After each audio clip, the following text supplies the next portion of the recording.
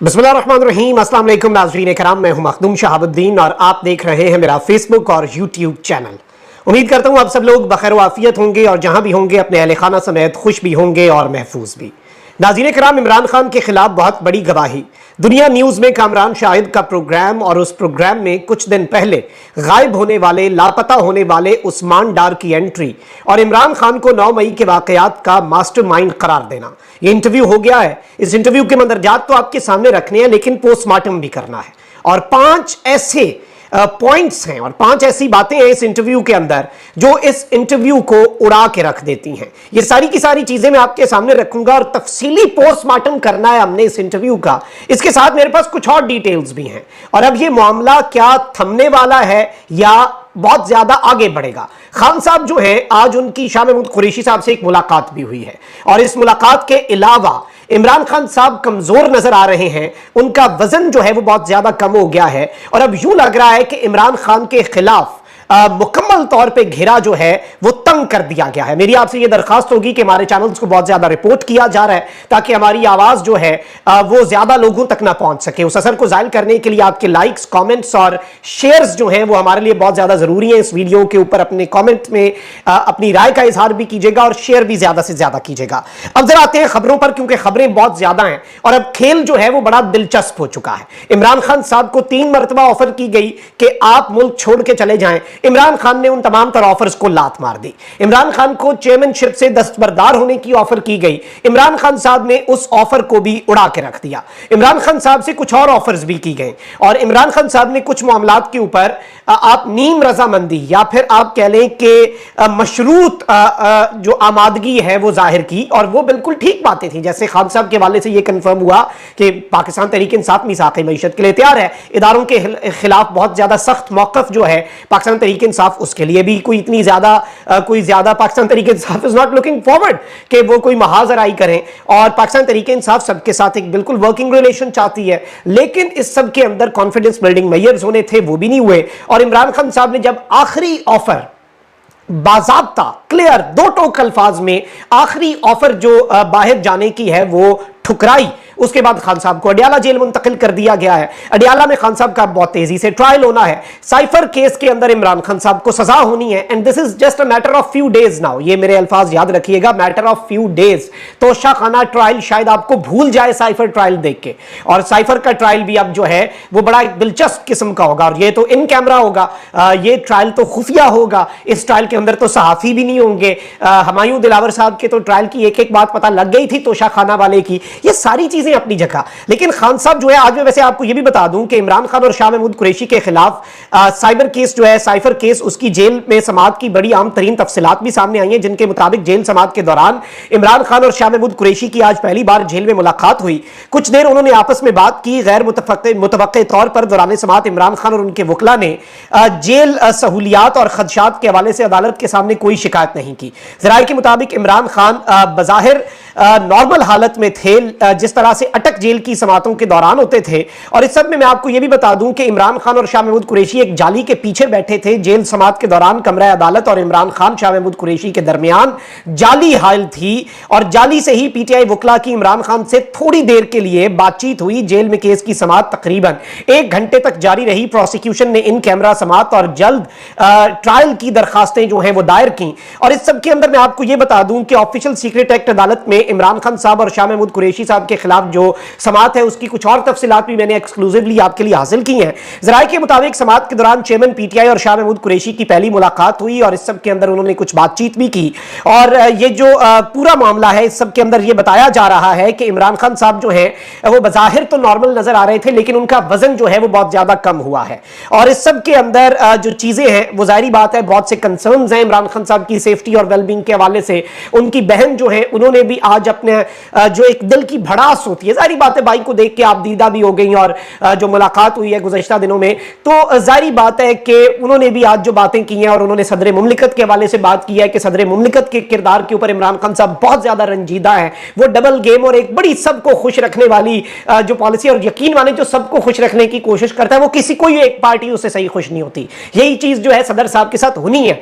PTI तो उनसे नाराज है, दूसरा घर भी कोई उनसे ज्यादा खुश नहीं होना। अच्छा, अब यहां पर मैं आपको यह बता दूं कि उस्मान डार साहब अब पाकिस्तान तहरीक इंसाफ के कुछ लोग हैं जिन्हें पहले उठाया जाता था। परवेज लाई साहब आपके सामने जिंदा मिसाल है, 15 मरतबा वो बंदा अरेस्ट हुआ है, पाकिस्तान की अदालतों का वकार मजरू हुआ, पाकिस्तान की अदालतों के ऑर्डर्स को जूते की नोक पे रखा गया, लेकिन परवेज इलाई को सिस्टम ने यह वाजे कर दिया कि हमने नहीं छोड़ना। जावेद चौधरी साहब जो हैं वो बड़े सीनियर साफी और उनका दावा है, उन्होंने पाकिस्तान की रियासत के ऊपर, पाकिस्तान की एजेंसियों के ऊपर, पाकिस्तान के इदारों के ऊपर एक इल्जाम लगाया। मैं वो इल्जाम कोट कर देता हूं क्योंकि ये जावेद चौधरी साहब की बात है, मैं इसके ऊपर कोई अपनी राय नहीं दे रहा, लेकिन उन्होंने ये कहा कि अब पाकिस्तान की रियासत ने यह फैसला किया है कि किसी पीटीआई के बंदे को उठा के अदालतों में नहीं ले जाया जाएगा। अदालतें रिलीफ देती हैं, फिर रिलीफ हमने देना कोई नहीं होता। उन सब लोगों के ऊपर इमरान रियाज फार्मूला लगाया जाएगा, उन सब लोगों को गायब कर दिया जाएगा। और अब्बास बिप्पी जो है वो इसी तरह उठाए गए, पीटीआई उन्होंने छोड़ दी। अच्छा जी, फरूक हबीब साहब उठाए गए हैं, शेख रशीद साहब इस वक्त गायब हैं, उस्मान डार साहब। अब उस्मान डार एक ऐसा पाकिस्तान तहरीक इंसाफ का किरदार है, नौजवान है, इमरान खान साहब के दौर के अंदर जो यूथ के मामलात हैं, जब इमरान खान साहब वजीर आजम थे, प्राइम मिनिस्टर ऑफिस में बैठ के वो देखते रहे, और इनके खानदान के साथ हुआ भी बहुत कुछ है, मतलब इनके खानदान के साथ भी बहुत कुछ अनप्रेसिडेंटेड हुआ। 9 मई के बाद जो पहला छापा था उसमें आपको याद है कि इनके घर में जो तोड़फोड़ की गई और इनकी वालदा से जो पुलिस वालों ने घटिया बातें की और इनके घर वालों के ऊपर तशद्दुद हुआ, उसके बाद इनकी फैक्ट्रियों को सील किया गया। इनके साथ जो टॉर्चर डार फैमिली ने देखा है और जो ज्यादतियां डार फैमिली के साथ हुई, वो बेसिकली आप नहीं कह सकते कि किसी और के साथ इस तरह से इतनी ज्यादा ब्लेटेंट वायलेशंस हुई हो। फिर ऑब्वियसली आपको पता है कि किस तरह से इनके कारोबार को तो सील किया गया, कारोबार की खैर होती है, लेकिन इनके घर वालों को अब से कुछ हफ्ते पहले इनके घर को सील कर दिया गया और घर की खवातीन को आधी रात को सड़क पे छोड़ दिया गया बेसरो सामानी की हालत में, डकैतों के रहमो करम पे, वारदातियों के रहमो करम पे आधी रात को आप खवातीन को मेन रोड पे छोड़ दें तो ये क्या होता है, घर आपने सील कर दिया रिहाइश का। तो ये सारी चीजें डार साहब के साथ हुई। अब उस्मान डार साहब जो हैं इन्हें उठा लिया गया, ये गायब हो गए, इनकी वालदा का मैसेज भी आया, इन्होंने कहा कि क्लियर बताएं ना कि जो इसके ऊपर केसेस हैं वो सारे केसेस आप लगाएं और वो सब कुछ हो। अच्छा, अब यहां पर जो उस्मान डार साहब हैं, अचानक ये खबर आती है कामरान शाहिद साहब जो हैं कि उनके प्रोग्राम में उस्मान डार साहब की एंट्री होगी। एंट्री भी बड़ी ड्रामाई एंट्री थी और उस्मान डार साहब को स्टूडियो में नहीं बिठाया गया, किसी और जगह पे नहीं बिठाया गया। कामरान शाहिद साहब ने अपनी हवेली जो है वो वॉलंटियर की और बड़े अच्छे फ्रेम्स और एंगलिंग जो है वो की गई उस्मान डार साहब के इस इंटरव्यू की। और इसका जो आगाज है इसमें कामरान शाहिद साहब ने अपनी हवेली का पहले जरा दिखाए विजुअल्स, फिर डार साहब जो है उन्हें चला कर लाया गया ताकि उस्मान डार साहब चलते फिरते थोड़ी सी दौड़ लगाते, हल्की सी जंप लगाते। एंट्री इस तरह से डिजाइन की गई कि पता चले कि वो इस वक्त सही है, क्योंकि ये खबरें आ रही थी कि उस्मान डार साहब के ऊपर वहशियाना तशद्दुद हुआ है और इस तरह की चीजें के बहुत बुरा टॉर्चर, और ये सारी बातें ऑल्दो बैकड्रॉप में है। लेकिन उस्मान डार साहब जो हैं अपीरेंटली विजुअली जो चीज मुझे महसूस हुई वो ये थी कि वो बहुत ज्यादा प्रिटेंड कर रहे थे और कोशिश कर रहे थे नॉर्मल नजर आने की। होता यह है कि जब आप नॉर्मल नजर आने की कोशिश भी कर रहे हो ना तो वो भी पता चल जाता है। और obviously not everyone is very good at acting, तो एक्ट करना बड़ा मुश्किल होता है, कोई प्रोफेशनल एक्टर्स तो हैं कोई नहीं सारे बंदे। अच्छा, अब इस सब के अंदर जो उस्मान डार साहब ने बातें की हैं, पहले तो अपनी सियासत अपना सारा, मैं पूरे इंटरव्यू का 2 मिनट के अंदर आपके सामने खुलासा रख देता हूं। इस सब के अंदर नाज़रीन कराम मैं जो इंपॉर्टेंट चीज इनसे पूछी गई, इन्होंने कहा कि मैंने हमेशा पाक फौज की और अजीम पाक फौज की कुर्बानियों को सराहा है, मेरा ताल्लुक शहीदों और गाजियों के शहर सियालकोट से है, मैं सोच भी नहीं सकता कि अजीम पाक फौज के खिलाफ कुछ करूं।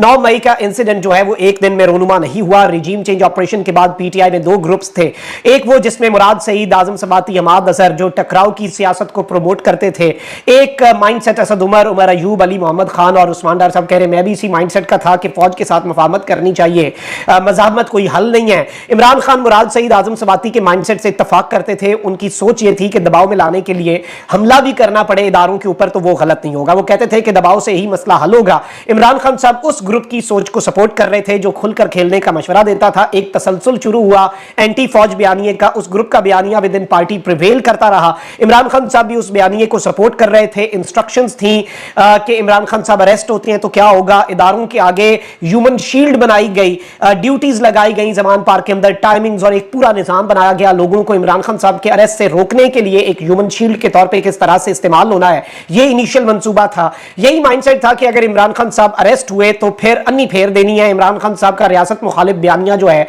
इमरान खान साहब क्लियरली उसे सपोर्ट कर रहे थे और इंस्टीट्यूशंस की रिस्पेक्ट जो है उसे कॉम्प्रोमाइज किया गया। लॉन्ग मार्च जो है इमरान खान साहब का वो भी जनरल आसिम मुनीर की तैनाती रुकवाने के लिए था। All incidents of 9th May were well coordinated, locations mark की गई थी, इमरान खान साहब की प्लानिंग थी, जीएचक्यू तक का नाम लिया गया था, इमरान खान साहब की इंस्ट्रक्शंस पर हुआ था, आर्मी के अंदर से कोई इमरान खान साहब को इंफॉर्मेशन थी कि आप ऐसा करेंगे तो इधर से हम तख्ता उलट देंगे, यानी ये इन्होंने जो बात की है ये हाईलाइट करके आप ज़हन में रख लें। फौज के अंदर से प्रेशर आएगा, ये इमरान खान साहब को मैसेज कम्युनिकेट किया गया था कि आर्मी चीफ हट जाएंगे। और जो बात इन्होंने टीवी पे बताई, एक सवाल हुआ कि आप ये बात अदालत के अंदर भी बताएंगे, तो इन्होंने कहा कि ऑन ओथ अगर आपको ये स्टेटमेंट्स देनी पड़े अदालत के अंदर इमरान खान के खिलाफ बयान, तो इन्होंने कहा कि जी बिल्कुल ऐसी स्टेटमेंट्स अगर मैं करता हूं तो मैं जो मैं आज दे रहा हूं ये मैं अदालतों के अंदर भी दूंगा। इन्होंने जो बात कही है कि इमरान खान ने मुझे डिसअपॉइंट किया, 9 मई के बाद हर बंदे की जिंदगी बदल गई, सबका जिम्मेदार इमरान खान है, और इन्होंने पीटीआई और सियासत दोनों को छोड़ने का फैसला कर लिया। अब यहां पर मैं आपको यह बता दूं कि 2-3 चीजें हैं जो मेरे ज़हन में सवालात उठे हैं, वो मैं आपके सामने रख देता हूं। एक तो यह कि आज बड़े धड़ल्ले से डार साहब भी इमरान खान साहब का नाम ले रहे थे, कामरान शाहिद साहब भी, तो वो जो एक इमरान खान का नाम ना लेने की पाबंदी थी, क्या वो ऐसे मामलात के अंदर एक्स्ट्रा ऑर्डिनरी हालात के अंदर जो इंटरव्यूज होते हैं इतने अच्छे वाले, उनके लिए वो पाबंदी खत्म हो जाती है। अच्छा, इस सब के अंदर एक सवाल नहीं पूछा उस्मान डार साहब से कामरान शाहिद साहब ने कि उठाया किसने, कुछ दिन आप उठाए गए, आपके फैमिली ने वीडियोस बनाई, उसके ऊपर आपका क्या मौक़िफ़ है, आप कहां पर थे पिछले कुछ दिनों के अंदर। अच्छा, हवेली के अंदर ये इंटरव्यू क्यों करवाया गया, क्या एस्थेटिक्स देने थे, देखिए कुछ चीज़ें वो आपको एक गुफ्तगू दिखानी थी कैंडिडेट वैसे भी, और कंफर्टेबल करना था। क्या इससे एक सवाल ये भी है कि क्या इससे अवाम का नैरेटिव बदलेगा, क्या इससे अवाम जो है उसका नैरेटिव बदल सकता है, इसका जवाब भी सबको पता है। और इसमें कौन जीता कौन हारा, यह सवाल जो है ये बड़ा इंपॉर्टेंट है। आज एक मर्तबा फिर पाकिस्तान के अंदर जमहूरियत, पाकिस्तान के अंदर डेमोक्रेटिक प्रोसेस, पाकिस्तान के अंदर पॉलिटिक्स, सियासत हारी है। कि एक सियासतदान जो है, जो कि एक नौजवान था, जो कि एक बिजनेसमैन था, जो कि एक बिलियनियर था, उसे किस नहज पे पहुंचाया गया कि उसने ये स्टेटमेंट्स दी, और वो सियासत को भी अब खैरबाद कहने के ऊपर तुल गया है। मतलब अब सियासत, बीच में एक बात चली थी, बड़ा अरसा पाकिस्तान इसलिए पीछे रहा कि सियासत जो है कहते थे शुरफा का काम ही नहीं, भाई छोड़ो, अपनी जिंदगी संवारो, अपने मामलात करो। बीच में इमरान खान साहब के साथ एक नई मूवमेंट आई, एक नई लगन आई कि सियासत जो है उसके अंदर सबको किरदार अदा करना चाहिए, और फील्ड बुरी है तो अच्छे लोग जाएंगे तो उसे अच्छा बनाएंगे। लेकिन सियासत जो है वो बड़ी बेरहम है पाकिस्तान के अंदर, बहुत बेदर्द है, और यूं लग रहा है कि आज एक मर्तबा फिर पाकिस्तान की जो पॉलिटिक्स है, पाकिस्तान के पॉलिटिशियंस जो हैं, irrespective of the party secondary, हर चीज सेकेंडरी, आज एक मर्तबा फिर वो हारे हैं, बुरे तरीके से हारे हैं, और इसका अंदाजा उन सबको भी होगा जो आज बगले बजा रहे हैं। अब ये इंटरव्यू कितना इंपॉर्टेंट है, इसकी अहमियत का आप खुद अंदाजा लगा लें। अदालत के अंदर भी ये स्टेटमेंट्स जाएंगी, क्या बाकी लोगों को भी इसी तरह के इंटरव्यूज देने के ऊपर फोर्स किया जा रहा है, जिनमें फरूख हबीब साहब हैं, जिनमें शेख रशीद साहब हैं, और जिनमें बाकी लोग जो इस वक्त गायब हैं। तो ये सब कुछ आने वाला वक्त बताएगा, लेकिन ये सब कुछ इतना सादा नहीं है। बहुत अलार्मिंग डेवलपमेंट्स थी जो आपके सामने रखी। अपना ख्याल रखें। अल्लाह निगहबान। पाकिस्तान जिंदाबाद।